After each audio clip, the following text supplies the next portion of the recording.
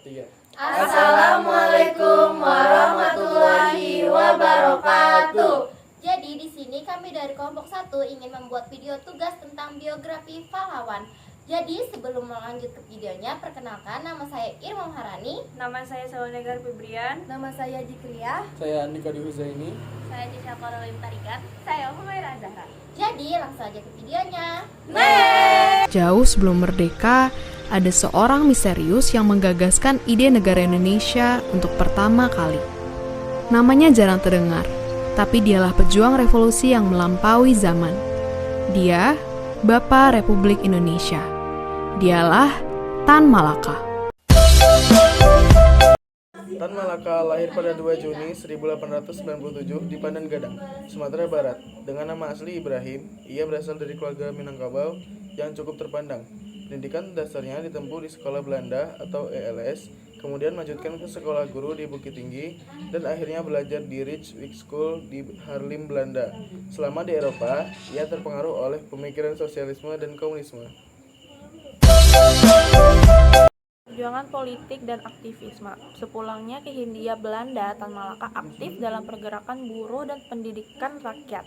Ia dikenal sebagai tokoh kiri yang berani mengkritik kolonialisme dan kapitalisme. Ia sempat menjadi anggota dan tokoh penting dalam Partai Komunis Indonesia, namun kemudian berselisih dengan kepemimpinan Moskow dan mendirikan gerakannya sendiri. Ia hidup dalam pengasingan di berbagai negara termasuk Filipina, Burma, dan Cina. Tan Malaka menulis banyak karya, yang paling terkenal adalah Monolog, Materialisme, Dialektika, dan Logika, yang berusaha menyelaraskan filsafat Marxisme dengan realitas Indonesia. Ia juga menulis Naar de Republik Indonesia dan Semua untuk Republik.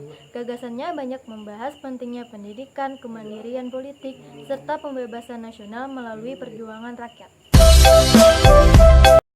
Setelah proklamasi 1945, Tan Malaka kembali ke Indonesia dan mendirikan Partai Murba, Masyarakat Rakyat Banyak. Ia tidak setuju dengan pendekatan diplomatik yang diambil Soekarno-Hatta dan lebih mendukung perjuangan bersenjata melawan Belanda. Ia sempat ditangkap oleh pemerintah Indonesia, namun kemudian dibebaskan karena tekanan rakyat.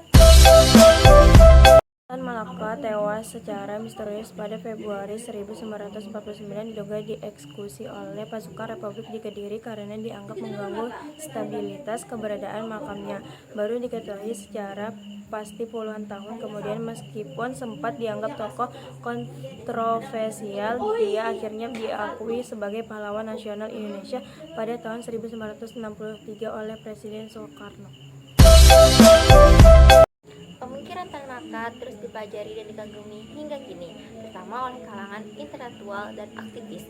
Ia dianggap sebagai tokoh revolusioner sejati yang menggabungkan nasionalisme, sosialisme, dan pendidikan dalam perjuangannya. Warisannya terlihat dalam diskursus politik dan filsafat di Indonesia modern. Sekian, terima kasih.